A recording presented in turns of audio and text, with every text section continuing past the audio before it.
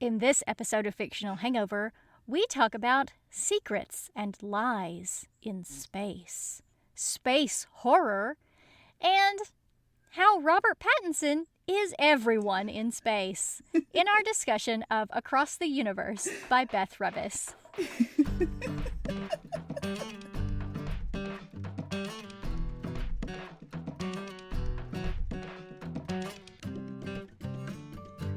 Hey everybody, welcome to Fictional Hangover, a podcast about young adult and new adult books, series, authors, and voice actors that is full of spoilers. I'm Amanda. And I'm Claire, and today we're going to discuss Across the Universe by Beth Revis. Standard disclaimer, if you haven't read this book, please remember that Fictional Hangover is all about spoilers. If you haven't read or listened and don't want to be spoiled, stop listening to us and go read or listen to the book. Then come back. If you haven't done this, but want to pretend that you have, or if you don't care about spoilers, or if you just like the show so much that you don't care about any of that, then listen up.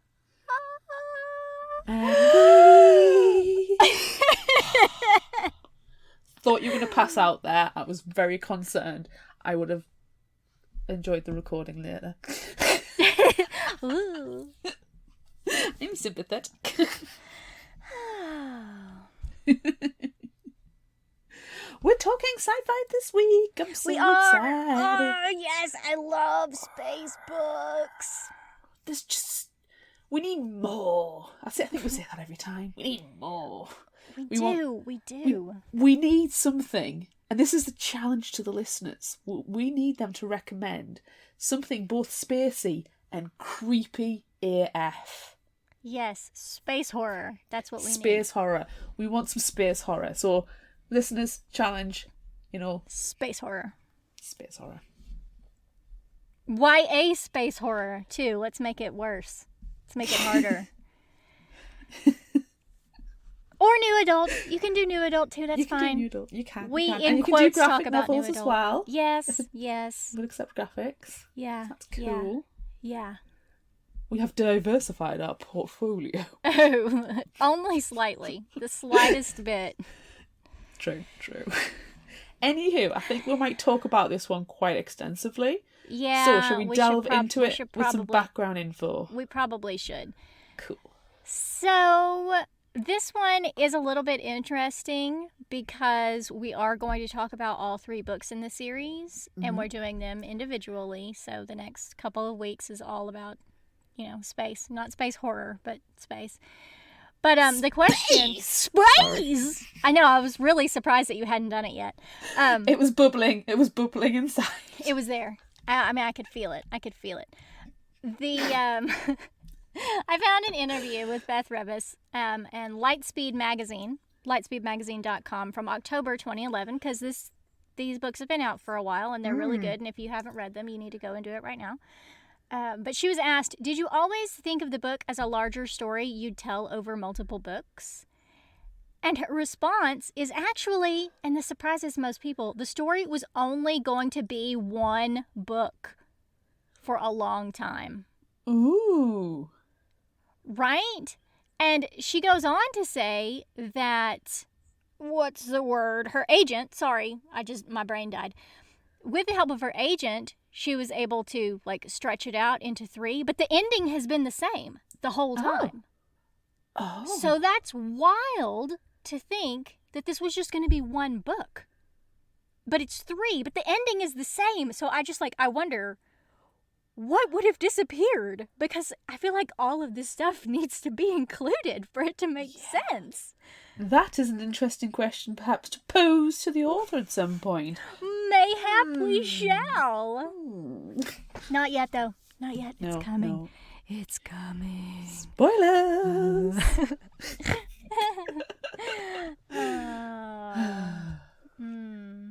I read this book when it came out. I read them as they came out. Yeah.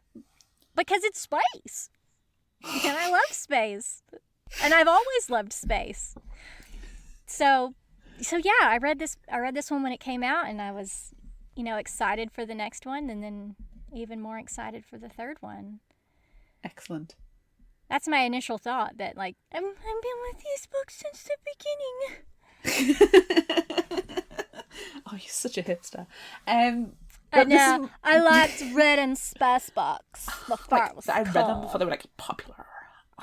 Let me put on my glasses, my horn-rimmed glasses, and put on my mustache. Twiddle the mustache.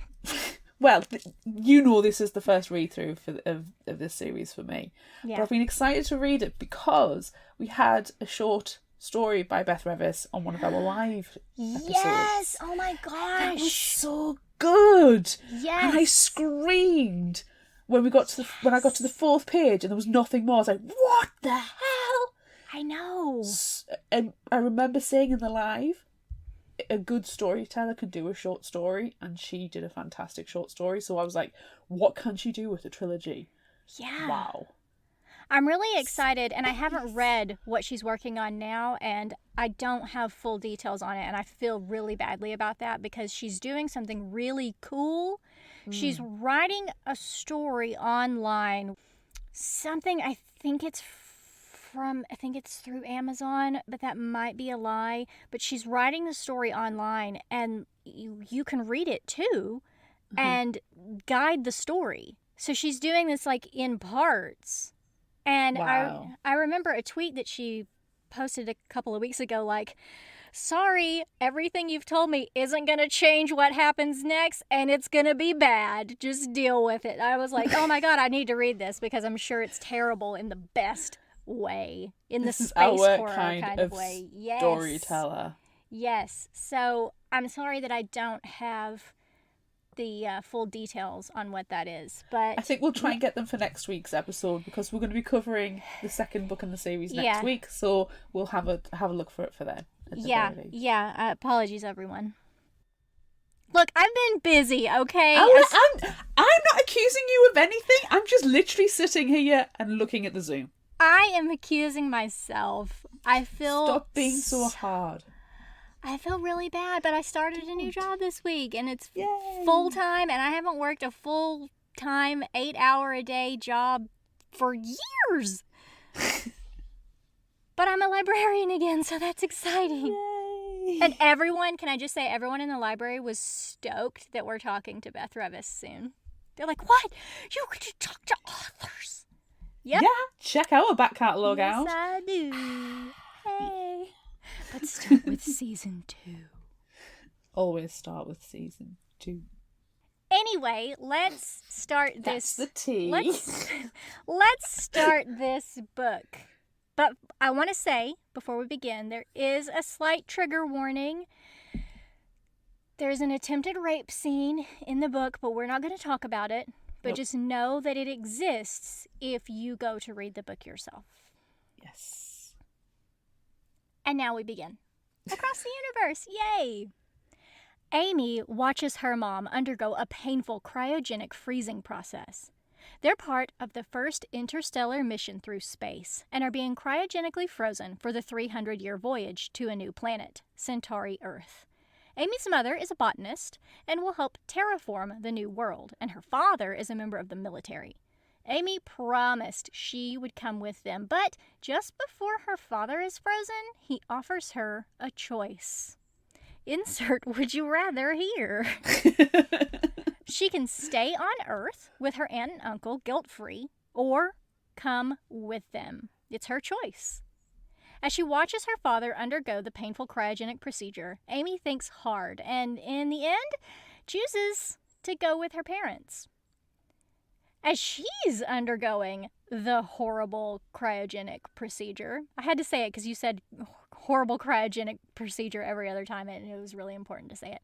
As she is undergoing the horrible, painful cryogenic procedure, a technician offhandedly remarks about them being frozen for 301 years.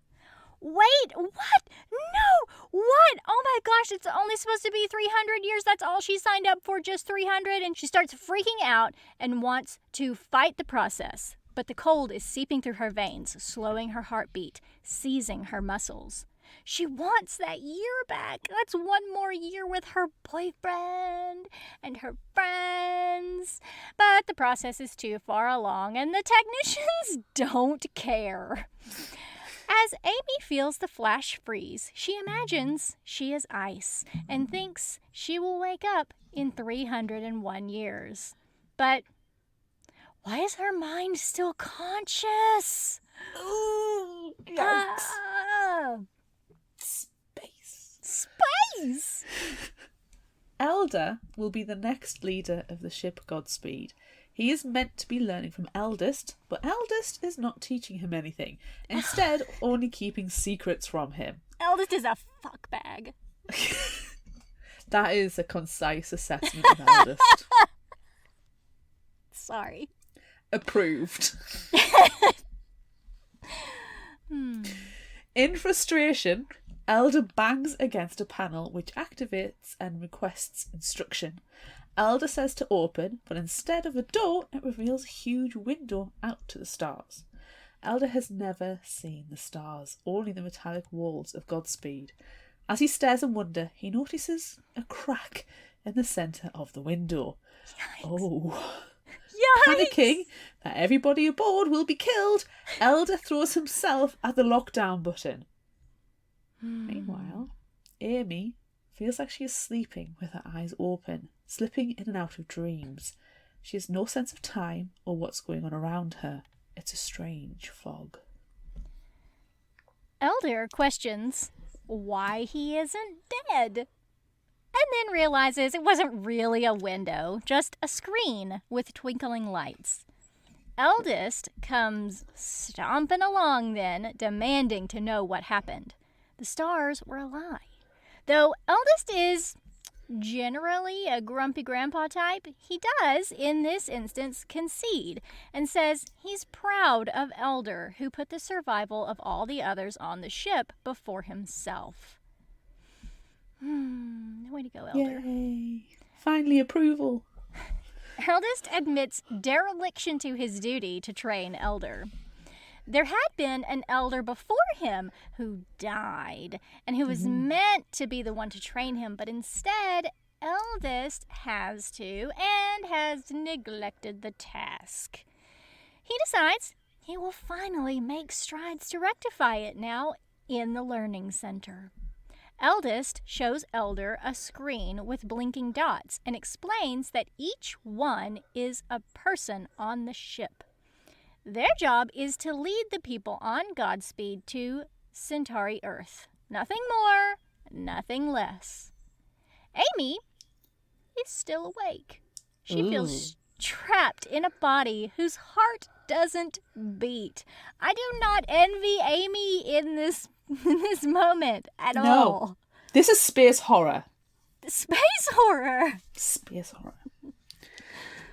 Elder is looking at the portrait of Eldest, thinking that one day his own will be hung in its place.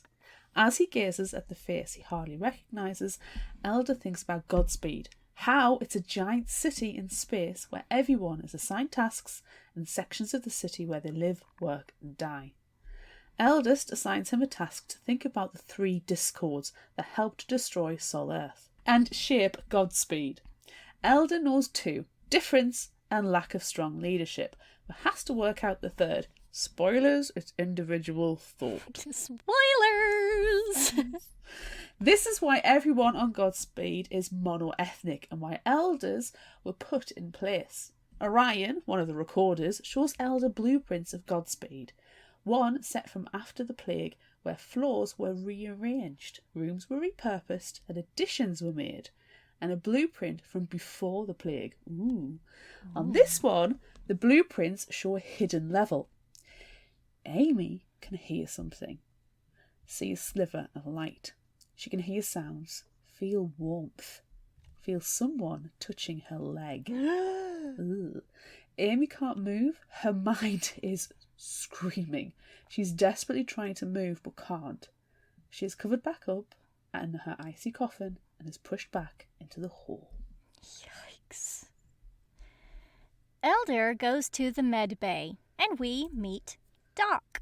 And after, he visits Harley, his friend who does not fit into the monochromatic model aboard the ship. Harley is an artist and loves to work with color.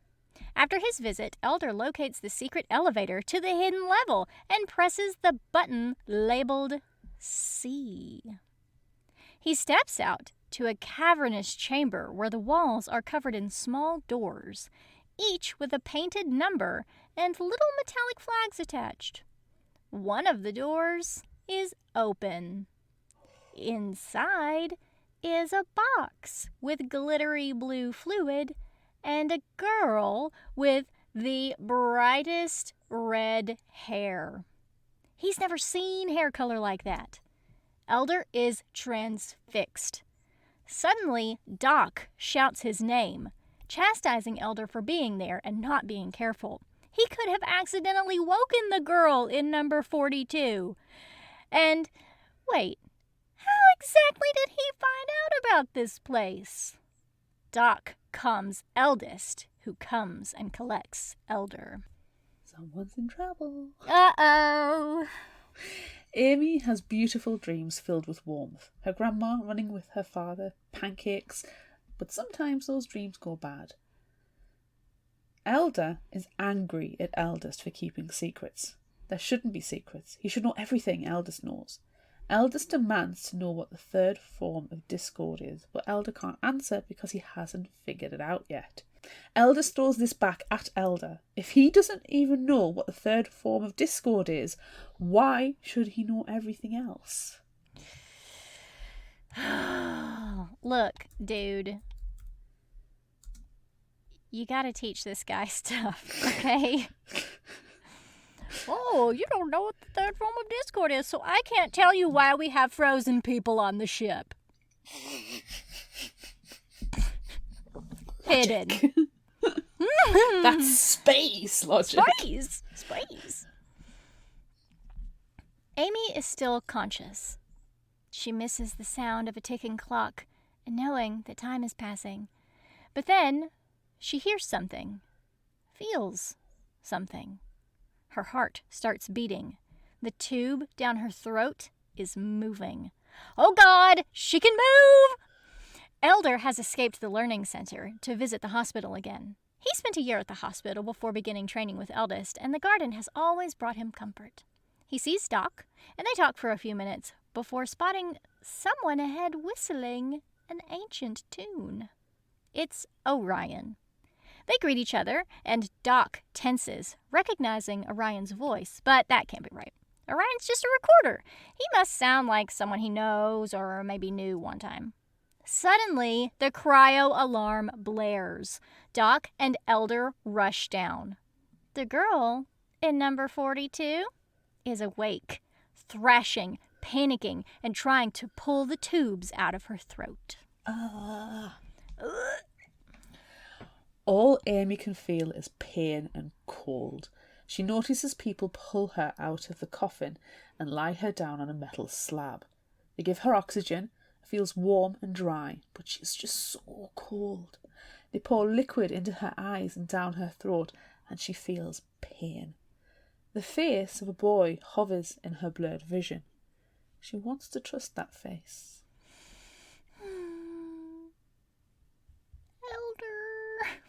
Elder asks how long the girl will be like this. Doc tells him she wasn't reanimated correctly, and it's a miracle that she's still alive. They are supposed to be removed from the box and warmed up in a bath, not, just left to melt. Someone pressed her release button. Shit. That's not good. That's not good, but you know what's weird? Doc tells Eldest that it looks to be a malfunction. Weird. Elder looks at Doc differently. Now he knows that Doc is a great big liar pants on fire. Amy is making painful noises on the slab as Eldest and Doc talk about her.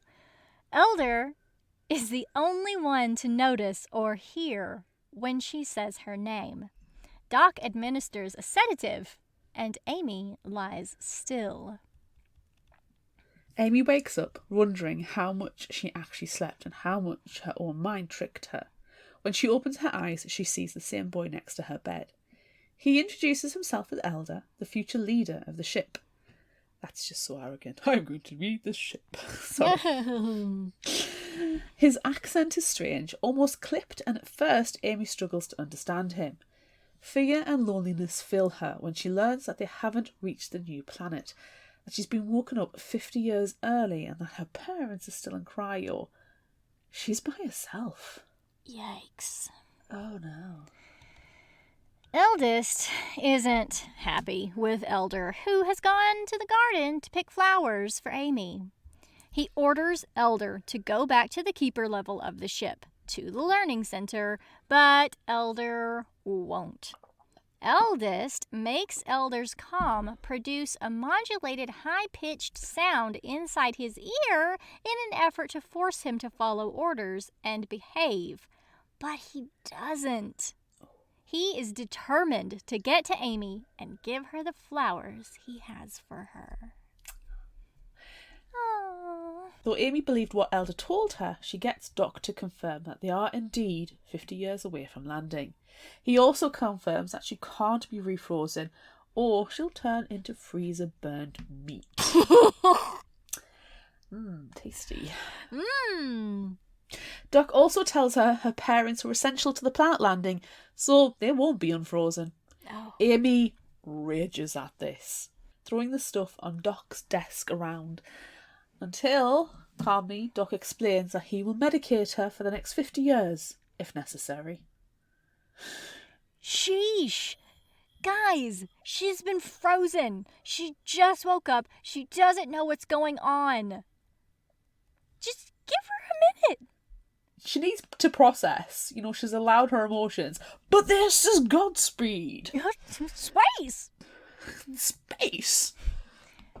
Eldest threatens to dump Amy in space because she's different. And different is bad and causes disorder. What a dick. Such a dick. Doc refuses, saying she can stay out of sight at the hospital. Eldest is not happy. He and Doc have a private conversation outside in the corridor, but of course Amy eavesdrops and hears confusing half-sentences about someone unplugged again, season starting, sympathetic to him last time, and that it had to be someone with access. As confusing and scary as this situation is, Amy wants to know, why her? Eldest is not happy. Of course. I feel like that's the beginning of every paragraph. Eldest is not happy. He's a grumpy sod. Eldest is a terrible curmudgeon. Well, Elder is losing focus over Amy, and so he keeps demanding to stay at the learning centre. Eldest offers to give Elder the talk, wink, No. as the season will be starting soon. And please, no, neither of them want that. And Yikes. we don't want that. Yikes. On Godspeed, reproduction is highly regulated. The offer, as we've said, is awkward for both of them. And Elder declines. Thank God. He knows the fundamentals. He grew up on a farm. Yeah, he's seen the cows doing it. Well, later, Elder sneaks into Eldest's room. Inside, he discovers two things: a model of the ship's engines and a box of med pills. The same he takes for his mental health and the reason he was forced by Eldest to spend a year in the hospital. More secrets and lies. Secrets and lies. That's all this book is. That's all that is in space. Space. I have a feeling we could just stop right now and record the intro. We got it figured out. Amy is in her assigned room, and everything feels alien, but familiar. The shower, the food, and the unidentifiable meat, the fake sun, the fake hills. She decides she needs to find others, learn about the ship, and find out what happened.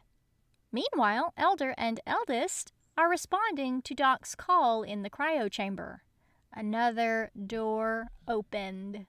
Another person left to melt. This one Number 100, William Robertson, did not survive. This was clearly purposeful, but who is responsible? The only people who know about this place are eldest, elder, Doc, and Doc says, the people in the other lab. Wait, other lab? Together, they take the body to a hatch and release it to the stars, aka dump it into space. Bye. Floating corpses all around. Thunk, thunk, thunk. Feeling closed in, Amy goes for a run, even though she's supposed to stay in her room. Once she's exited the maze of the hospital, she starts to see people, and they stare, hard stares with distrust. One of the old women tells everyone to go back about their business, and warns You skipped Amy... the line. Did I? You skipped it. Yeah. Oh, yes. When Amy stops to say hello, she's met with distrust and suspicion. One of the old women tells everyone to go back about their business and warns Amy it's not safe outside the hospital, where they're used to the weird. Interestingly, the woman didn't seem to have much love for Eldest either. Nobody does. He's the worst. Soon after, Amy finds herself standing looking at a picture of Earth and crying. Orion comes across her and helps her dry her tears.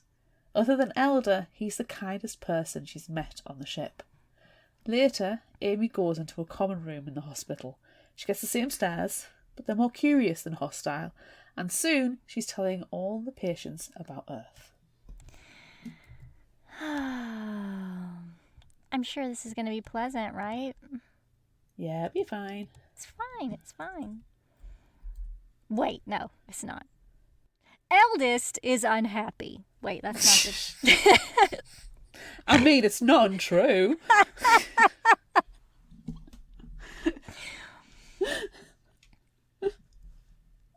Eldest receives communication of Amy's activities, and he's as happy about it as he is about everything.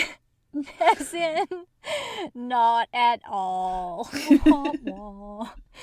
Eldest makes an announcement to all the residents that Amy is a science experiment, is simple-minded but harmless, prone to lying, easily confused, and too feeble for physical work.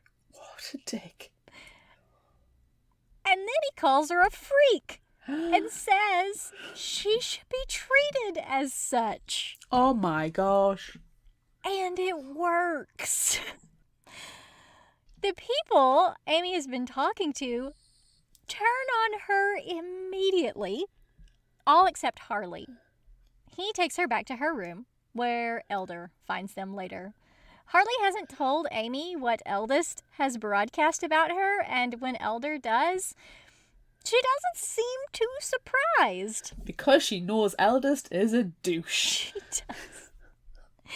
Together, they discuss the possibilities of what happened in the cryo chamber, and Elder tells them about the man who didn't survive. They go down to the chamber to investigate. There are no outward clues in the cryo chamber, but this does deter Amy, who suggests they dust for prints. Smashing charcoal from Harley's art supplies, she starts dusting, where Elder scans them. All come up as either Doc or Eldest/Elder. The last print, however, is slightly different. It looks like a thumbprint, but with a scar crossing the pattern. When scanned, it comes up Eldest/Elder. Elder is sure he didn't touch that, but they dismiss it. After, Harley stays. I feel like everybody needed a moment to just think for a second about what's happening. Scream doom. After, Harley stays in the cryo chamber to guard it and look at the actual stars through the hatch. Amy and Elder go to the hospital gardens when it starts to rain. They share a kiss before Amy pulls away. To clear her head, Amy goes for another run. As she's running through the fields, she gets a close-up of the animals. The cows, or I suppose they're cows, They look smaller, and their horns are mushroom-shaped, and they make a moo squeal sound. Amy also meets a woman at the rabbit farm. She's inoculating the rabbits, but when Amy looks at the computer she's using, it says genetic modification. Amy tries to explain, but the woman tells her that Eldest said it was an inoculation, so it has to be an inoculation. Eldest's control is absolute. It's an inoculation. Genetic modification, what does that mean? It's just an inoculation. That's what Eldest said. I'm just a robot and do as I'm told. Eldest seems to wash his hands of Elder and tells him if he must go and fraternise with the girl, then just do it. But he'll learn soon. Elder doesn't need to be told twice. As he walks through the ship, people are having sex everywhere. Like, yikes. Everywhere. Oh, it's so much worse than anything we could ever describe. Yeah. Ugh. Like, it's just sound, grunting and slapping and... Ugh. Yeah, and ugh. It's too much. No, it's like walking through like 30 porn sets. Just there's a porn filming there, and one there, and one there, and one there, and you're just walking through all of them, and it's just sex all over the place. Yeah. Ugh. Space horror. Space horror. Space horror. So it seems the season has begun then. Gross. Ugh. Amy tells him it's not right, it's not natural, and it's not love. They go to visit Amy's parents, where Harley has been keeping guard all night. Amy can't look at her parents as frozen meat in a box, so Elder offers to take her to her trunk. Amy's parents' trunks have books, photos, a childhood teddy bear, but Amy's is empty. Her father didn't think she would come. Oh. Suddenly, Amy runs off. She hears a familiar sound and they find another box melting, but thankfully Doc is able to refreeze the woman inside. Harley shouts from another row of units where another body is thawing. Oh. This one can't be saved. He's melted and dead. Damn. Bloody hell, they were literally just there. They were just there. Harley's been on guard all night. What is happening? Ghosts. Space ghosts. Murderous space ghosts. In space. Space horror. Space horror! Elder asserts his authority to Doc. He is the future leader and he will deal with this. He will go and speak to Eldest. And Eldest isn't happy. While Elder is gone, Amy and Harley go to the gardens for some air. Harley goes back to his rooms to get his paints and, against his better judgment, leaves Amy outside by herself. Harley's gut was right. While he's gone, 2 men try to force themselves on Amy. She tries to fight, but they're laborers and really strong. Thankfully, Harley returns and smashes them over the head with his easel. Meanwhile, Elder is with Eldest in the secret lab. Eldest is showing him vials of liquid that are meant to help future generations born on the ship to make scientists, artists, engineers. Genetic material that will mutate a fetus. And those decisions are going to be in Elder's hands. Elder confronts Eldest, accusing him of poor leadership by letting those people in cryo die. Eldest isn't happy. And he throws the 3rd discord at Elder, individual thought, and belittles him. And no one is surprised. Elder heads over to see Amy and on the way finds Ryan replacing Eldest's picture.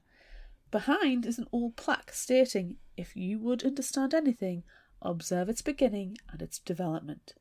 It seems to mock their progression, and this makes Elder wonder what he really knows about Orion. It's not the first time the recorder has shown him the secrets of Godspeed. Orion comes back with a new painting, but this one is of Elder, and it's by Harley. Ooh. Meanwhile, Amy has gone to see Doc. The office is packed with women, and Doc is in the middle of a very personal examination with one of them. Amy watches as he takes out a syringe and injects the pregnant woman with genetic materials. This is all wrong. Needless to say, walking into somebody's personal exam is wrong, and having a conversation during the middle of it is wrong, but also don't be injecting people with genetic materials who are pregnant. At all. Yikes. Yikes. Yeah. We've got into the space twilight zone now. A little later, Elder and Harley are in Amy's room discussing the cryo murders. Amy said she wants 24-hour protection in the chamber because she's worried for her parents. She gets some water to help calm herself. This is important. Elder is worried about Harley because he's been off his meds. It can't be him unfreezing people, can it? No, definitely not. Then there is an all-person call by Eldest. And Eldest isn't happy. Everyone is to go to the keeper level. Harley is excited. He's never been up there before, but Elder has a very bad feeling. Eldest tells them that landfall is not 50 years away. More like 75 years away. Harley shouts and becomes upset at the additional 25 years to the voyage, and when Eldest whispers something to him, he runs off. Amy, however, isn't affected at all. She just looks at the pretty stars. Oh. The fake stars. So Amy. They're so pretty. I like twinkly lights. Amy shushes Elder, telling him, "Our eldest is speaking." Our eldest? Amy is out of it. She cares. She should be raging, but no, she doesn't care at all. Not about the bruises from her attack, not that she'll ever see her parents again, that she's called a freak. She's fine with all of it. Elder takes her to see Doc, and he says she's acting normal, placid, obedient. Doc points out that Elder hangs out with the mental patients all the time, so he just can't recognize it. That's so rude. It's awful. You're always with the crazies. What? She's normal. Look, did something in the water cause her to act this way? Doc gives Amy something to help her. Oh, okay. Yeah, let's trust that. Elder goes to confront Eldest, who is not happy, and drunk. Elder punches him before leaving in disgust to go to Amy's room. Amy has written a list of the people in cryo who have been killed or almost killed. Elder fills in some blanks like names, ages, or reasons they were there. There isn't anything connecting them. He looks in her notepad, the one taken from her father's trunk. There are a list of names or descriptions of people, some like Harley and Orion with their names crossed out, and others like Eldest, Elder, and Doc who aren't crossed out. A list of suspects, maybe? Uh-oh. Uh-oh. Amy has finally woken up from the drug cocktail. She tells Elder how much she hates it there, how nothing is right. Elder takes her to the records room to show her the Earth records, and he brings up Lincoln's Gettysburg Address as the founding ideal of monoethnicity. Wrong. Wrong. So it's completely wrong. Everything has changed, and it's super racist. All the records Elder brings up are wrong and super racist, and Amy can tell Elder doesn't believe her. One photo does make Amy pause. It's of someone she knew who helped freeze her and her family. The man is holding a baby, the first baby born on Godspeed. Aww. Amy wants to know about the genealogy and if Elder could possibly be related to him. While Elder knows that his birth records are locked, he brings up the information. Amy counts 13 generations recorded and sees a note saying that some were killed by plague. Ooh. The plague was a long time ago. Not this or the last generation of elders, so at least 100 years. Things are not adding up, and there aren't any genealogy charts after the plague. Eldest bursts in, and he's not happy. Amy tries to confront him, but he instead commands Elder to follow him and stop being distracted. Well,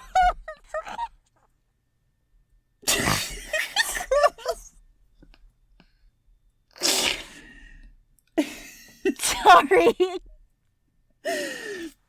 when they're alone, an Eldest who is not happy starts to give another belittling speech. Eldest stops him and points out that it's his fault. His neglect made him seek the answers himself. He has only himself to blame. Eldest resigns unhappily. Tells Elder that there was never any plague. Yes, there have been illnesses, but no plague. Yikes. To explain, Eldest takes Elder to the engine room and explains the engine is running slower and slower. It's not reprocessing as it should. As of now, they are running 250 years behind schedule, and there are easily 100 years more to go. Yikes. The plague was what happened when the people were told about the engine. Murder, suicide, revolt. Everything after was designed to keep order. The season, the drugs and the water, even the drugs the mental patients take.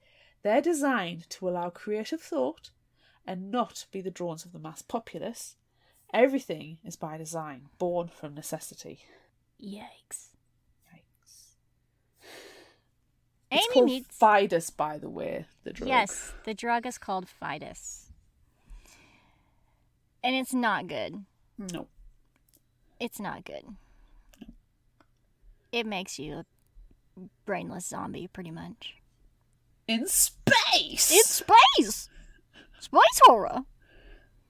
Amy meets the older woman, Stila, from her first run. She's being dropped off at the hospital by her daughter for her delusions. She remembers being pregnant and standing on the keeper's level being told that their voyage was going to last longer. That's what just happened. But she remembers it happening a long time ago. She remembers looking at the stars. She remembers all of this clearly happening way back a long time ago when she was young. That can't happen. You're delusional. It's just deja vu. Fine. It's extreme deja vu. In space! In space! It's space Baju deja vu space. Ooh, that's hard. Now I want to say it, but I just, in my head, say space vadu. Space vadu. No, it's difficult, isn't it? Deja vu, space javu. Space javu? Space javu. Space javu. Space javu. Where were we? I have no idea. Stila is delusional. Aww. She has space javu. Doc is waiting for them on the 4th floor of the hospital and hooks Stila up to 2 IVs. And without thinking, Amy rushes him, accusing him of being nothing but a liar. Doc tells her that the drugs in the water, even the inhibitors, will deteriorate their minds. And when people aren't able to physically contribute, they are essentially recycled. Ooh. Ooh. It's a circle of life. Elder finds Amy ugly crying and panicking in her room, understandably. Gesturing to her murder wall, he tells her to take herself out of the equation and find the common link while he goes and watches over her parents. Harley has been in the cryo chamber a long time, though really he's been at the hatch so he can watch the real stars and paint. There is a canvas covered with a cloth next to him. Elder spends the night in the main chamber, hoping nothing happens while he sleeps. When he wakes up, something has happened while he slept. There's red X marks with fresh paint on some of the cryo chambers. Rushing to Harley at the hatch, Elder finds him in the airlock, punching in the code. The last words he hears Harley saying is that he can get closer. He floats in space, smiling. He's dead. Oh, Harley. Take a moment for Harley. That's really rough. It was not a good scene. No. Amy has worked out the common denominator. All the victims were part of the military. Rushing out her door, she bumps into Orion. Orion is delivering a painting on behalf of Harley. It's magnificent, showing Harley floating in the stars. And it's still wet. Harley. Elder appears, and together they go back down to the cryo chamber. As they're on their way, Elder checks the logs to see the movement of Harley, Eldest, and Doc. Nothing there to be concerned about, but then Amy points out that if you don't have an embedded communication link, you cannot be traced. But Orion brought her the painting, so he must have been in there. But the logs only show Eldest, who is in the lab with Doc. When they reach the chamber, all the red X-marked units are open, including Amy's father. Quickly, they close them again. Following the noise coming from the lab, Amy and Elder find Eldest and Doc contaminating the water supply with the mind-controlling drug Fetus. Fetus? Fetus? Fetus. Fidus. Fidus. It's not Fidus. called fetus. Pretty much. I bet it's recycled people. It is fetus. It's Silent Green. It's made of It's Silent Green, puppy. Silent Green. Please go on. Please go on with the fetus. I'm trying to find my space. Space? Oh, for good stuff. Save me, puppy. Fetus! Fidus. Findus. It's a Findus crispy pancake. I don't know what that is. It's exceptionally British. It's exceptionally disgusting as well. It's a childhood thing. I'm going to send you a picture. It's just the gross. Where am I? Following the noise coming from the lab, Amy and Elder find Eldest and Doc contaminating the water with the mind-controlling drugs. Eldest complaining loudly about Amy and ordering her to be transferred to level 4 to be recycled. He's obviously not happy. He's unhappy. He's also complaining about the previous Elder, the one who should be in charge now. Eldest ordering him to be recycled too, but Doc didn't do it. And while Doc is convinced he killed himself, Eldest isn't so sure. Elder goes to smash the glass of the water filtration unit with a chair, sick of the lies and the weak leadership that needs mind-controlling drugs. The glass doesn't smash, but Eldest's face does when Elder punches it. Since Elder couldn't break the pump, Amy pulls the wires out of the unit and it stops. Eldest, he's really not happy now. He tells Doc he will get rid of this Elder and make another because, after all, they're clones. What? Orion comes in then and tells them he was Elder, but is now Orion, the hunter. Orion pours the bucket of drugs over Eldest's head and he immediately stops, becomes a shell and collapses. He has been calmed to death.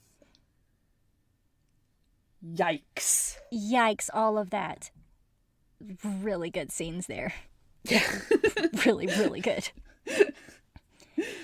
Orion explains that he started fighting Eldest's dictates, so he was sent to the 4th floor to be recycled. but he escaped and reinvented himself. Orion asks if they know why they are here. Not Eldest lies about why they're here, but the real reason. It's to be slaves and cannon fodder for the frozen military when they reach the new planet.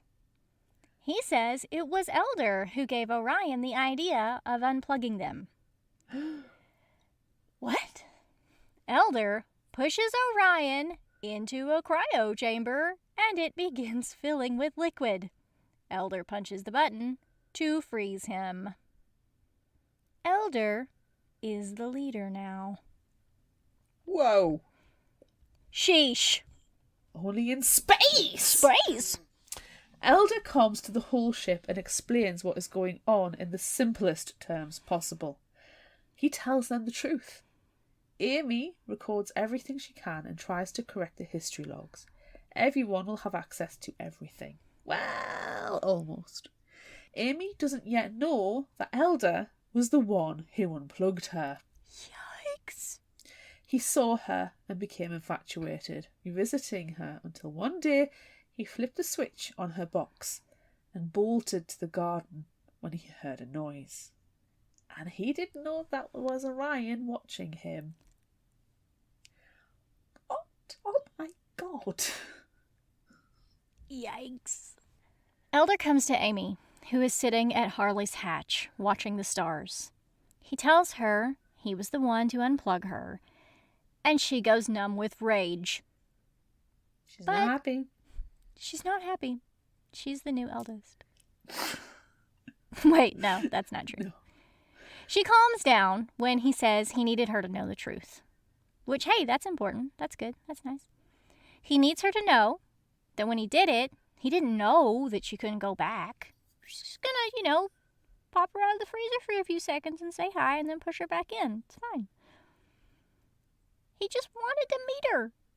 Aww. There's nothing wrong with that. Yes, there is. That's not good. As Amy looks out at the stars, she thinks about Harley and his loneliness. How he reached for the stars, but not them. So Amy reaches behind her, takes Elder's hand, and squeezes.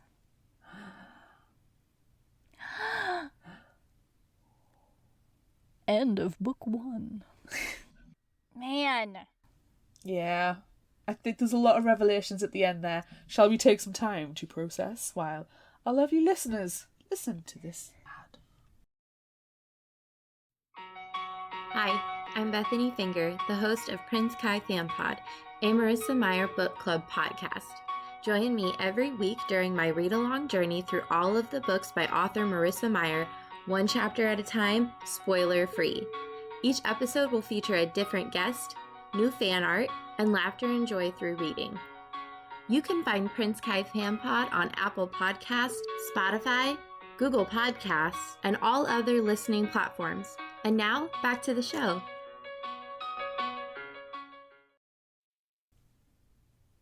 Oh my gosh, this book. Completely. Yeah. I'm trying to think from when you gave the background information how words fail. How Beth Revis was going to put all of this into one book plus another 2 books. What was she going to take out of this? It was big enough as it is. But just wait until you find out what happens in book 3, because you haven't read it yet. It's insane. Oh my God. There's no way it could have been one book. There's no way. So much stuff happens. Mind blown.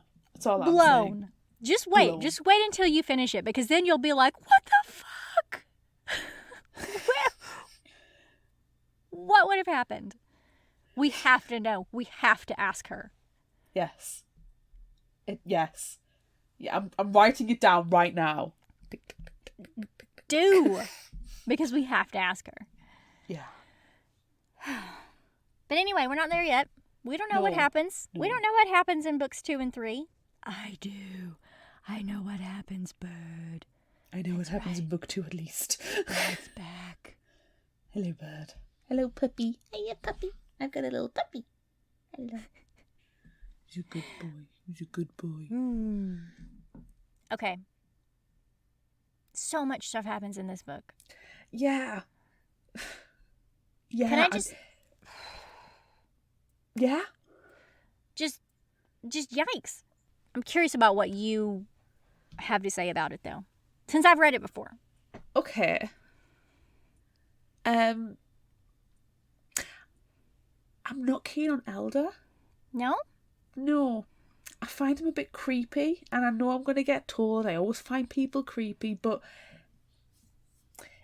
he literally goes down to the cryo chamber. And looks at her frozen boobies. Yeah. And it's particularly as well the scene when she's in pain, distressed, has this hard metal tube thrust down her throat to keep her breathing as she's, defrosting. And it's from Elder's perspective, and it's talking about her boobs. And it's like, dude, time and place, show some respect. It was creepy, and he's 16. So I'm going to give him a little bit of benefit of the doubt that it's teenage hormones, because he is literally the only 16-year-old on the ship. Yeah. And, it kind of is explained that he did it out of desperation for company. Yeah. But it's not cool, dude. It's not cool. No, it's you not are cool. Creepy as. And also, it's about to be the season. The season starts in 2 days. Yeah. So maybe he's being affected by that too. Quite possibly. I have a feeling because he thinks the season is perfectly natural. If he defrosts her, then in 2 days' time, he's going to have somebody for the season. Yeah. And he doesn't realise that's not how it works. I feel like we need to add in here just a little bit of information that wasn't really included in the summary. These generations of people are created perfectly, using the season. So eldest, like you said, is the only 16-year-old. Everyone else on the ship is older than he is. And then the babies that they make during this season, because they're all pregnant, we saw the examinations happening. Elder is meant to lead all of those babies. And then, the older people who haven't yet been recycled. Yeah. So they're making his people right now. And that's yikes. Yeah. And also eldest is 2 generations older. He should have been done. He should have been recycled already. Or he's or retired. Right. So it should be done. eldest, Orion, Elder. Yes.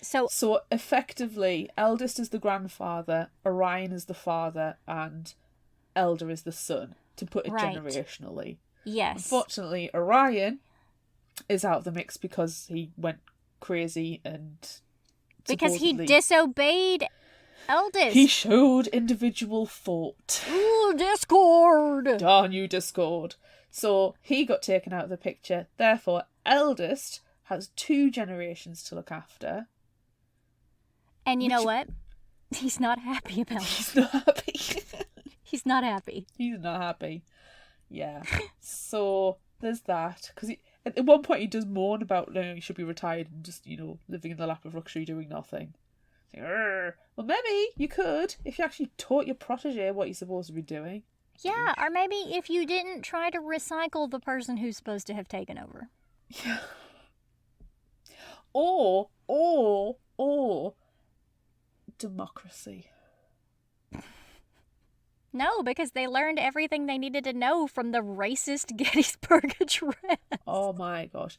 At one point as well, it mentions the ideals of Hitler. Right? And I was like, and Amy's like, why are you reading about Hitler? He's terrible. He's like, oh no, he was a great speaker. He's had a lot of good things to say. No! Stop it, Yikes! What you're saying is so wrong. It's so bad. Stop it. And Blue Amy's just like, I'm trying to remember the Gettysburg Address. It started off at the same line. I can't remember the rest. And there's panic of like, no. It doesn't say anything about getting rid of all the different people. It doesn't say that we should create a mono-ethnic society, which is really weird. Yeah. That everyone is the same color, and everyone's eyes are the same color and the same shape, and their hair all looks the same. Can you just think about that for a second? It's creepy. It's space horror. It's space horror. It is. We just did the exact same thing for like a minute straight. Yikes. Oh, yeah. It's just... No wonder Eldest is such a grumpy bastard. I know. He's a curmudgeon. He's not happy. But yikes. Yeah. The more you think about it, the worse it gets. I know. And especially like this condensed version. Like, this is all the bad stuff. Everything is bad. Yeah. There's some good stuff that happens too. The garden is pretty. There's rabbits. Harley's art. I feel so bad for Harley too. But he's so sweet. He was so sweet taking care of Amy. Yes. Because, I mean, the assault is never reported to Elder in the book. No. She never tells. He sees her distress, and I think he clocks her bruises as well, but he never asks her about them. Like, yeah. You know, he just kind there of might have ignores it, perhaps. Yeah, there might have been like a what happened, and she's like, oh, nothing. Or, you know, oh, we don't have time to talk about that right now because people are being unfrozen or something. And it's just, it's so bad. But Harley was there to take care of her, and he felt so bad about leaving her, too. Yeah. And he's like, hey, you should come with me. You should come with me to get my painting supplies because the porno set going on around us right now. And she's like, no, it's fine. I'll be fine here. Nope, immediate attack. Yikes. It was a guy called Luther who is mentioned in the second book as well. And he's a horrible creature. It's awful. It's awful. Yeah, Luther's do you know what else the is worst. awful and creepy and just weird, but like on a different level? The freaking cows. The cows were weird. The tiny cows with mushroom horns. I don't like it. Who do like some kind of weird moo squeal. The moo squeak. Which was really weird but delightful in the audiobook. Yes. They're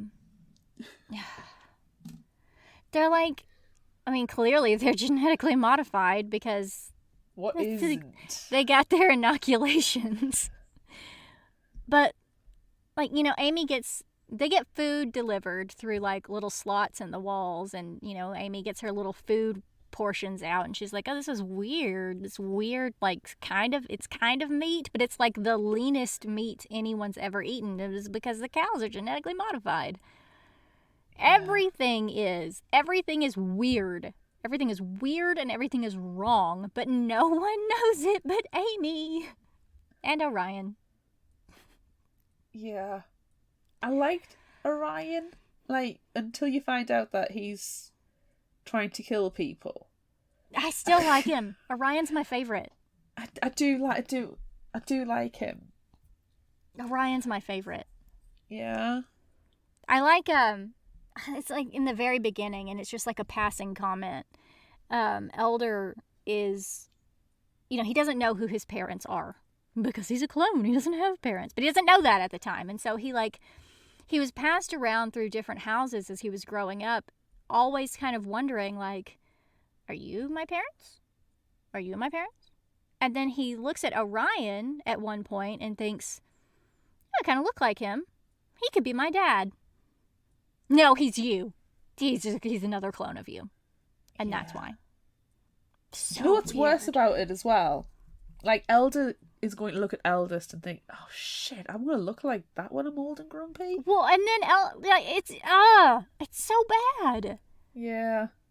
But it's also like you wouldn't really you think that in a normal society you would put that together, that you look exactly fucking like this other person who looks exactly fucking like that other person. Yeah. But no, because they all look exactly like each other because of the racist Gettysburg Address. Bloody mono-ethnicity, honestly. So weird. Yeah. Oh, it's weird and wrong. I don't like it. I don't like it at all. No. It makes me very, very uncomfortable. You know when you see like posts or articles about people and they're describing the face and they're saying this person is classed as the most beautiful because their face is symmetrical and that is seen as attractive. I kind of had that like feeling of when, you know, you read it and you go, well, yeah, okay, they're pretty, but I don't like it because it's too exact. Yeah. It's too precise. You know, the you need flaws, you need differences, you need diversity. You know, the same thing is boring. It is. I went off on a tangent in my brain when you were talking about that, because the last person I know of who had that, like, oh, you have the most perfectly symmetrical face, so you're technically the most beautiful, is Robert Pattinson. And then I just imagined the entire ship, everyone looking like Robert Pattinson. Can the things be sparkly as well? Yes. It's just all different versions of Robert Pattinson all over the ship. Oh, that's weird. It's like being John Malkovich, but in Robert Pattinson form. Ah. It's called being perfectly symmetrical, and it's just all Robert Pattinson all the time. You know when they do the whole superimpose people's faces on bodies and stuff, and it's like that person's now wearing a funny skirty, flowery dress, and then there was somebody in a business suit, but they've all got the same face, and that kid's got the same face, and the baby's got the same face. It's like a horror thing. It's like, oh my god, no, I don't like it. Make it go away. It's freaking sci-fi horror. It's space horror. It's space horror. Featuring Robert Pattinson. Oh my god. No. No. Stop it. Put that in the bad place. Open the hatch and dump that out into space. Well, you've got another 75 years of that, so you're gonna have to do something. And this is why Eldest is grumpy. Yes, this is why Eldest isn't happy. Look, he's dead now. He's super calm. He's super chill. Calmed to death. Calmed to death. Oh. Yikes. Oh. Yikes. Do you want to, like, punch Doc as well? I do. I do want to punch Doc. I want to punch Doc. I want to give Orion a hug, but tell him, like, hey. Chill. Chill without drugs. Yeah, you need to do better. And I also just want to hold Harley's hand. Yeah. I want to paint pictures with Harley. Yeah. Harley was my favourite. He had such a heart to him. Yeah. And, you know, you can imagine he was literally the heart and soul of the ship, of the people that he knew. He was the person that made everybody's life better, but he doesn't realise that he's the person who makes everybody's life better. Yeah. I feel so bad for all the people in the hospital because they're the only normal ones. They're regular people. Granted, they all look like Robert Pattinson. Yes. But they're the only ones with normal functioning brains. They're not on Fidus. They are allowed to do other things. They are genetically modified. They're genetically modified to have these certain skills. But, like, they weren't good enough for Eldest, and so he's like, well, put him in the hospital. Yeah. He's not good enough for me. Like, we injected Harley with some creativity, and we were hoping that we would get, you know, like an architect or something, but no, he's just a painter. It's just, yeah. Yeah. Yeah. Oh, and like when Stila remembered That was them. horrible. I know. I in equal measures hated and loved that scene because it was so well done. But I was devastated for her. I was like screaming, "Don't go! Don't go! Don't go! Don't Hide! do it. Don't Hide!" do it. Because at this point, you've worked out that the elder in between elder Orion is who he is. You know this. It's kind of like, as a reader, you've got all the clues together, so it's not a surprise. Right. So you figured that out, and you're like, go and do an Orion, go and hide in the vents or something. You know you can do this. You can be safe. You can learn the truth. But no, she got recycled. Recycled. Yikes. I feel like everything that we've said is terrible, but my God, is this book good? The book is bloody good, but it's melancholy. Like, there's no joy about the book apart from, the descriptions of like Harley's art, or like I said, Harley brings joy to people's life for being who he is.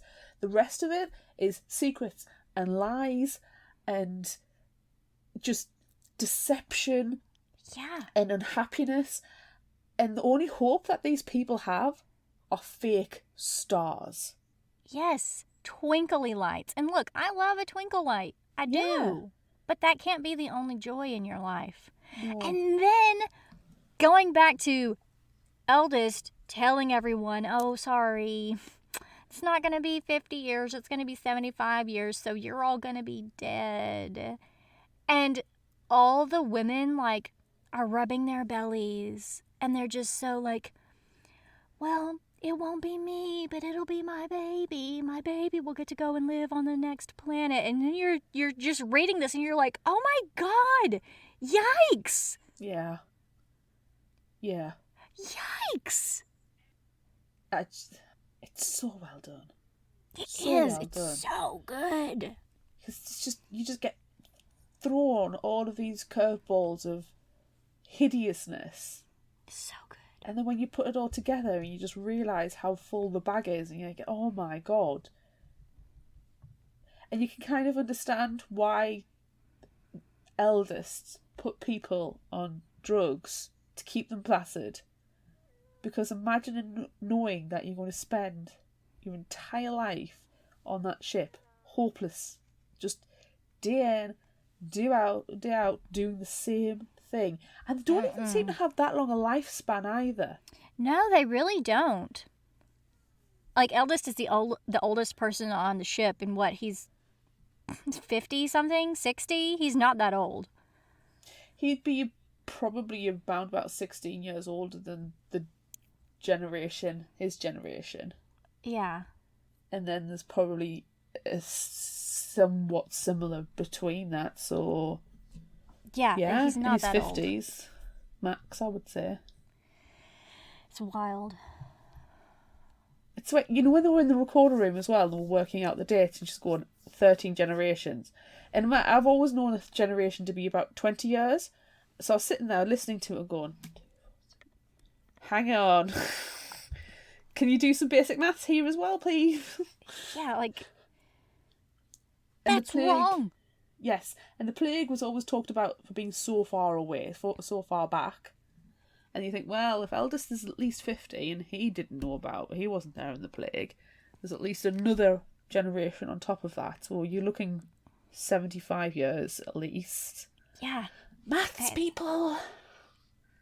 But they don't need to know math because they're on Fidus and they're just growing crops and having babies at a calculated time. And it doesn't matter to them. True. It's crazy. It is. Were there any surprises for you then? That they were clones. It was the clones that got me. You figure out that the plague, wasn't real and none of this stuff is real and they're like essentially just floating dead through space. Yeah. For an indeterminate amount of time. That's all very shocking too. But like, you know bad stuff is happening. You know it's bad. And that's all been like fed to you slowly throughout the whole thing. Like, everything is literally the worst. Yeah. But that they were clones. That was just crazy to me. And it makes sense because their fingerprints scanned. But like, the way it was described in the beginning of the book, it was just like, well, they're going to be together almost all the time anyway. So whenever they scan in, it's just going to show both of them there. It wasn't whenever they scan in with their exact same fucking thumbprint. Yeah. It wasn't explained like that. So then you find out that they're clones and you're like, yikes. Yeah. Yeah. I kind of thought clone, but I also thought, well, is there just a giant jar full of fetuses that they just kind of pluck one out and go, right, that'll do for this one? So, and it not necessarily a clone. It could, from the season it's collected. It's just some other genetically modified fetus. Well, Doc's sticking his syringe in all these women randomly, so it might be taking something out rather than putting something in for every now and again, just so they've got like a back catalogue. Yeah. Or, I mean, it could be they were completely created from scratch. Yeah. Because, I mean, this is really far in the future. I've just got this image of like, some kind of like petri dish or something, and just little squirts from all these other people, and then they just give it a shake and say, we'll just see what happens. Yeah. There we go, there's our leadership clone. Yeah. Doc was very, very, very concerned and kept going on about incest as well. Yeah. Well, I mean, they all are Robert Pattinson, so it's kind of hard for them to tell who's their family and who's not, because they all look like Robert Pattinson. Exactly. Some dark places on the internet that have got that kind of fanfic. Yeah. Look, I think we should just move on to Would You Rather, because if we don't, we're going to keep talking about all of these terrible things over and over and over and over and over again, and it's just going to be like we're in a room full of Robert Pattinsons, and we're not going to be happy about it. That's true. Yeah, let's move on to Would You Rather. Okay. Woo! Pew, pew, pew, pew. Woo! Space pew, space pew, space pew. Would you rather be frozen to go to a new planet or stay on Earth? On Facebook, 57% are going to a new planet, 42% are staying on Earth. On Instagram, 31% of being frozen and 69% are staying on Earth. On Twitter, it was 30% for new planet and 70% stay on Earth. And TikTok, 48% said new planet and 52% said they would stay on Earth. We had loads of comments for this one. We did, because everyone loves this book. Yeah. Like Rhonda with a book on Instagram. Mm-hmm. I love this book. So excited to hear you talk about it. The other books in the series get kind of weird. I'm not really sure why we shared that comment, because it doesn't have anything to do with Would You Rather. But it's just case in point that everyone loves this book. True. Cynthia Murphy YA on Instagram said, live a normal life because space is a bit meh. That's a harsh commentary on space right there. I love it. Bree Tart on Instagram said, if I was single and without any major ties, then I would totally take the chance. But with my life as it is now, I wouldn't want to say goodbye to the close friends and family I have. It's like choosing to die, essentially. Also, I've played Mass Effect, and I've seen space colonies' ruins. I'd get eaten by aliens or killed by unforeseen weather phenomena in a heartbeat. That's a harsh, realistic view. Sorry, Bree Tart. Sorry that you know that you would immediately die. It's like our zombie apocalypse plan. We know we're screwed. Yep. Immediately dead. L20 Kev on Instagram said, continue my ordinary life. I couldn't risk it if I couldn't get Podbean access in 300 years to be able to listen to all the Fictional Hangover episodes I have missed. And he hasn't been paid to say that. It's lovely. It really is. It really is lovely. We need to send him a gift or something, because... Yes. We need endorsed by L20 Kev on Instagram. Yes. Oh my gosh. Crinoline Lefroy on Instagram said, staying home because while I wouldn't mind the travel, would probably be expected to procreate and just can't do the sticky little buggers. You would be expected to procreate. You wouldn't have a choice. You would be a part of the season. With Robert Yikes. Patterson. With all of the Robert Pattinsons, and you yourself would also look like Robert Pattinson. Be all sparkly and everything. Because you're in space. On Facebook, Crinoline Lefroy also said, I'll travel if I can be the cool auntie of the group. We don't do babies, but are excellent with grown nibblings who buy us whiskey. Hey, that's fine. But you can't be the... maybe she might be the cool auntie because she would probably be one of the ones in the hospital who's actually a normal person, but everyone thinks that she's not a normal person. She would be the one in the hospital. So you know how Harley's the artist with all his art supplies? Mm-hmm. Annie would be the one in the hospital with the distillery. Yes. Or she'd be in the garden. Well, she'd have the distillery in her room and she'd be in the garden tending the flowers. Yes. She'd be growing, grapes and berries and stuff that she then turns into wine in her hospital room. Yeah.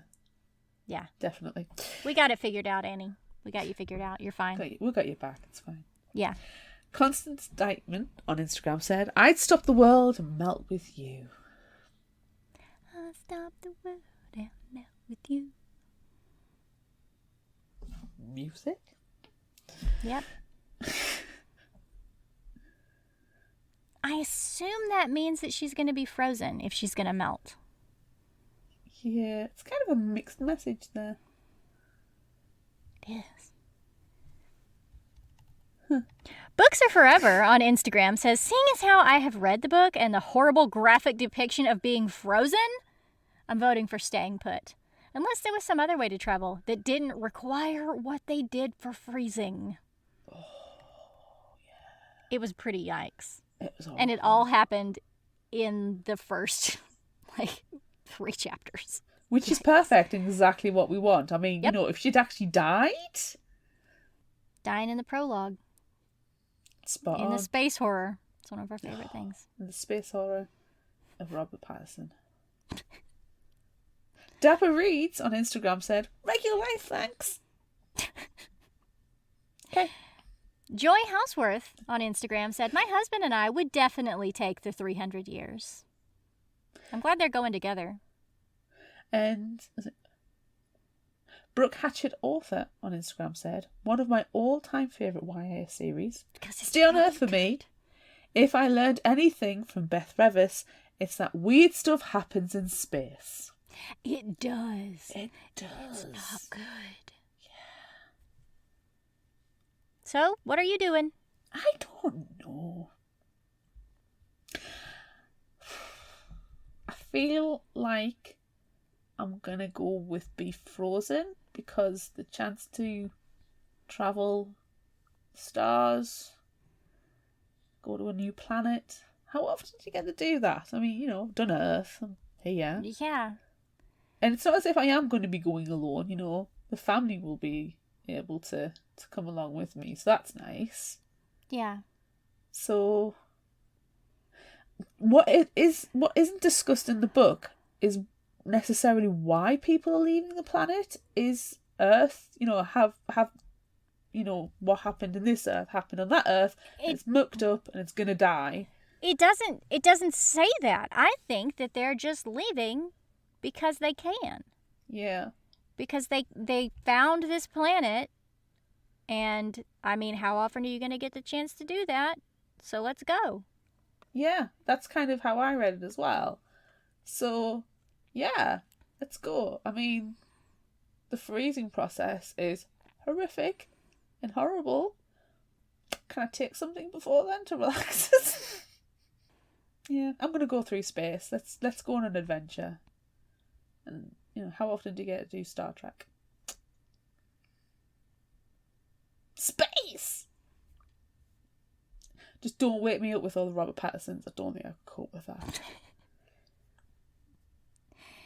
Yeah, I think if I could be frozen and just wake up on another planet and everything is fine, and I'm going to wake up and I'm going to be the librarian on the new planet and everything is going to be perfectly fine, then sure, I'll be frozen.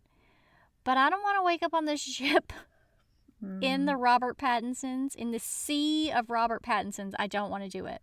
The more we talk about it, the more disturbed I am by the image. I know. Nobody needs that. No. And one of them is the reverse talking one from Tenet. Oh. And he's just moving backwards all the time. Oh. That's just taking this to a whole new level. Space horror. This space horror is going crazy. Bloody hell. All right. Goosebumps. Okay, and let's move on. All of your goosebumps look like Robert Pattinson. Ah! Space horror.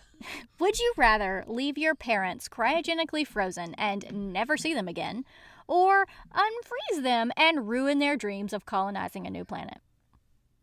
Well, shit. Which dick came up with this question?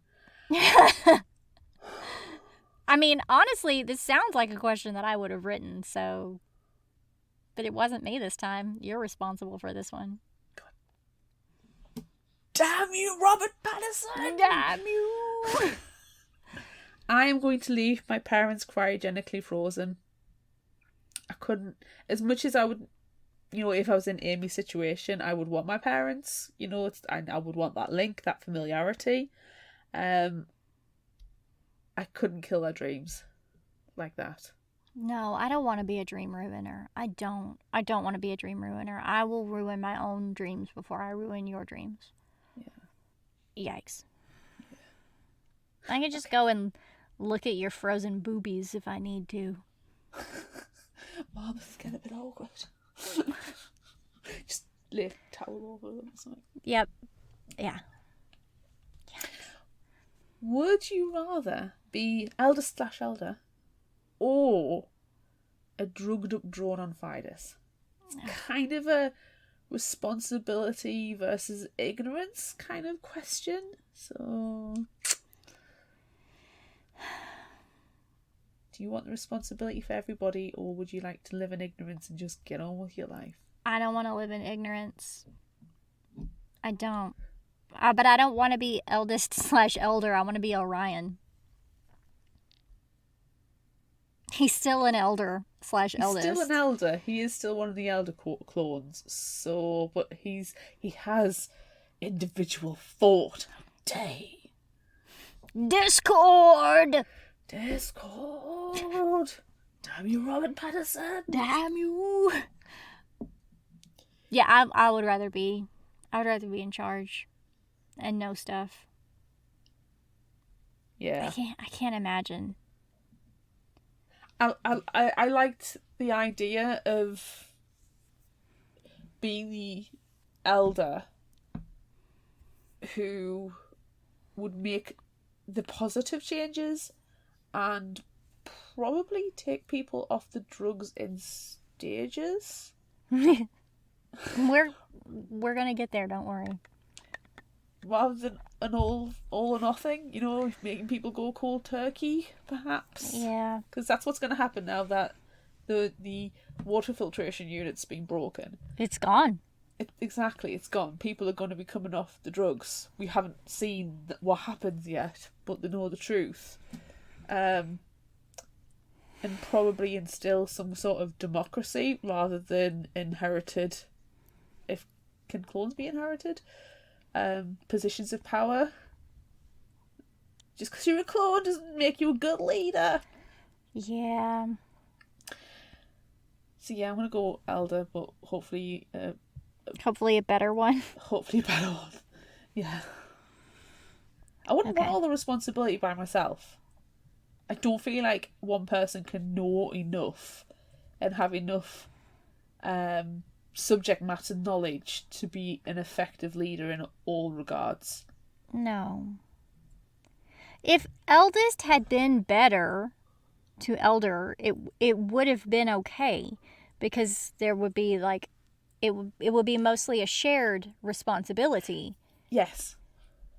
But he wasn't, because he wasn't happy. No. Would you rather move on.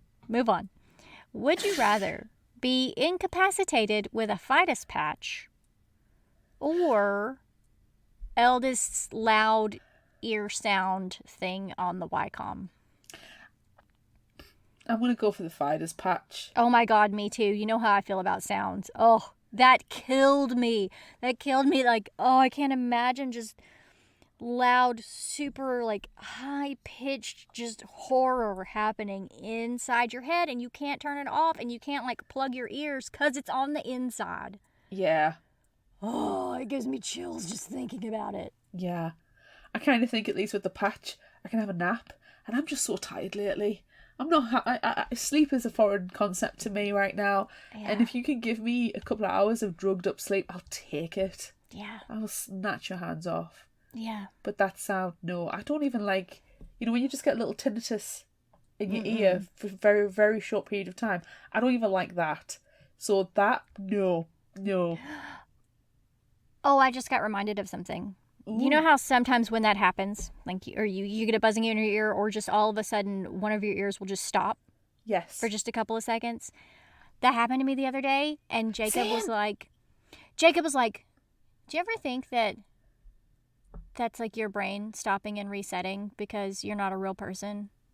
You're like a robot, and your brain just needs to reset. It's like it's just gone wrong, and you have to hit it to get it to go again. And I got really weirded out by that.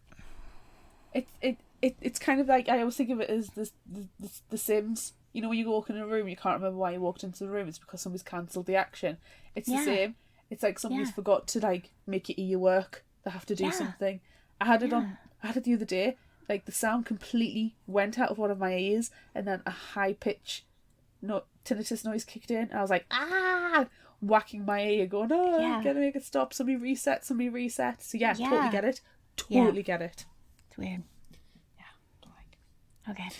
Next question. Last question. Would you rather be Elder or Amy? I'm going to say Amy just because I'm not the creep who looked at somebody's unconscious boobs. But if you're Elder, then you get to look like Robert Pattinson. I don't want to look like Robert Patterson. I want Amy's luscious red locks because they sound beautiful. Yes, she does have beautiful red hair. And very, she sounds like she's got porcelain skin as well. Yeah, green eyes. Nice complexion. Yeah. And she sounds very fit, like, healthy-wise, if she was only running. Yeah, she used to run envious marathons. Yeah, I'm envious of that right now. Yeah. But, like, a lot of bad shit happens to Amy. Oh, God, yeah, but I wouldn't be going running in the gardens. I'd probably go running down the cryo unit, you know? Yeah. I'd probably go and live in the cryo unit area, the chambers, actually. Yeah, probably. Nobody else knows where it is. Just hang some nice posters, put some flowers, a rug, a few throw cushions, Yeah. I guess I probably want to be Amy, too. I don't know. I like Elder. I like Elder more than you like Elder. I don't like Elder in this one, simply because he's a bit creepy. And, the whole unfreezing Amy thing. Not cool, dude. Yeah, but he tries to make some good changes. He wants to be a good leader. He does, and he tells the truth. Yeah. And he owns the truth. I might go with Elder. I might go with Elder. Okay. Robert Pattinson boobies aside, I think I'm gonna be Elder. Cool. That's the end. That's the end. It's the end of Would You Rather. It's a great place to stop. All right. Favorite final thought quote? I wish I had one for fun. I really do. There's not one for fun. There's not one for fun. It's like I said earlier, this is a very melancholy book. It's very thoughtful, very thought-provoking, and terrible, terrible things constantly happen because it's space horror. Yep. Yeah. So, I've got a couple. Okay. First one, I never thought about how important the sky was until I didn't have one. Oh. And maybe the secret of the stars has nothing to do with being alone. Oh.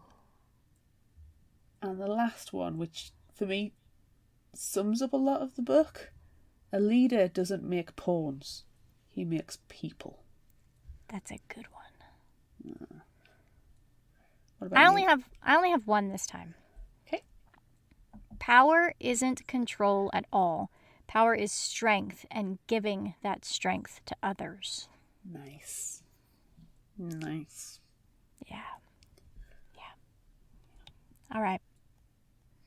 If you liked this, try this. I'm going to be really boring, and I don't care. I'm going to Just- recommend The Pioneer by Bridget Tyler again for the 1 millionth time The on 1 this millionth podcast. time. Because it's bloody good. It's so good. We covered on episode 89. Go and listen to it. Go and read the book.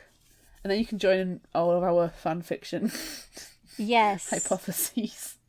Yes, we have so many. So many. We've written 6 of these books. There's only 2 in real life, but we've written 6. At least. They're just so good. They're really, really, really good. And Bridget Tyler is a lovely person. Yep. Go and check out that interview. Yes, And definitely. Jesse and then the Valinsky. second one. Yes. And Jesse Valinsky, who narrates it, does an absolutely stellar job. Pun. Go and check out her interview as well. So, the summary from the back of the book. When Jo steps onto Tau Ceti E, it should be the happiest moment of her life. After all, she's been dreaming of the day she and her family would leave Earth forever and begin life as pioneers on a new planet. But she can't stop thinking of everything that went wrong on their mission to Tau, including the terrible accident that killed her brother and left her unable to fly. As she helps her commander mother establish a community, she starts to feel like her old self again. That is, until she uncovers a devastating secret her mother has been keeping from her people. With the fate of the pioneers in her hands, Jo must decide how far she's willing to expose the truth, before the truth destroys them all. Read this book. It's a good book. It's a really good book. Okay. I am going to suggest one that I found at my new library this week. Yay! Yay! Bonus to being in a library.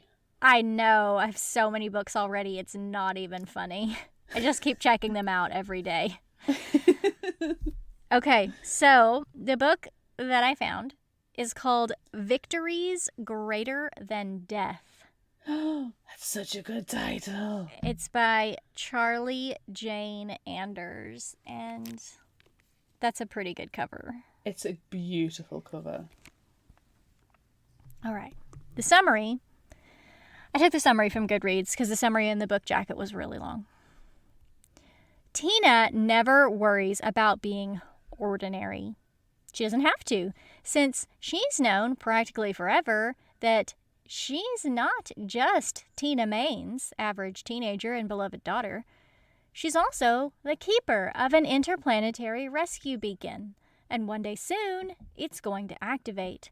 And then her dreams of saving all the worlds and adventuring among the stars will finally be possible.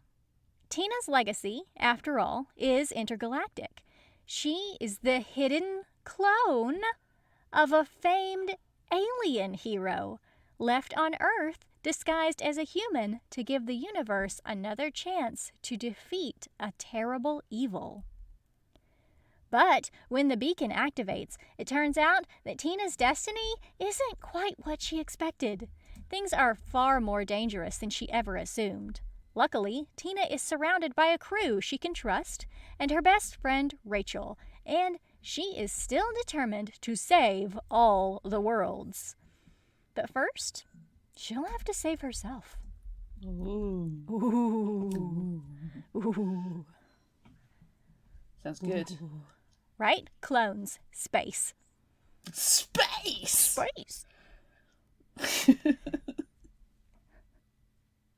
Can we have an appropriate indie spotlight for this one? You know, Do we I have don't. anything Robert Patterson space horror? No, now I just went back into our archives on this one, and I just picked one. I picked one at random. This one's called Iron Spark by C.M. Mcguire. Okay. For the past 9 years, ever since a bunch of those evil Tinkerbells abducted her mother, cursed her father, and forced her family into hiding, Bryn has devoted herself to learning everything she can about killing the Fae. Now it's time to put those lessons to use. Then the court Fae finally show up, and Bryn realizes she can't handle this on her own. Thankfully, 3 friends offer to help. Gwen, a kind-hearted water witch, Dom, a new foster kid pulled into her world, and Jessica, a schoolmate with her own grudge against the Fae. But trust is hard won, and what little Bryn has gained is put to the test when she uncovers a book of Fae magic that belonged to her mother. With the Fae threat mounting every day, Bryn must choose between her faith in her friends and power from a magic that could threaten her very humanity. Ooh. You know why I picked this one? Evil Tinkerbells. Sold with that. Right? Evil Tinkerbells. You know me so well. I know. All I think right. that's it. That's it. That's it for this episode of Fictional Hangover. I'm Amanda. And I'm Claire. Join us next time as we discuss Book 2 in Across the Universe, A Million Suns by Beth Revis. Look out for our Would You Rather polls on social media. Don't forget about our book club and monthly challenges on Facebook. Be sure to visit our shop on Redbubble at fictionalhangover.redbubble.com for all your favorite Fictional Hangover-themed merchandise, and become a patron of ours on Patreon at patreon.com/fictionalhangover. Until next time, remember, the only cure for a fictional hangover is another book.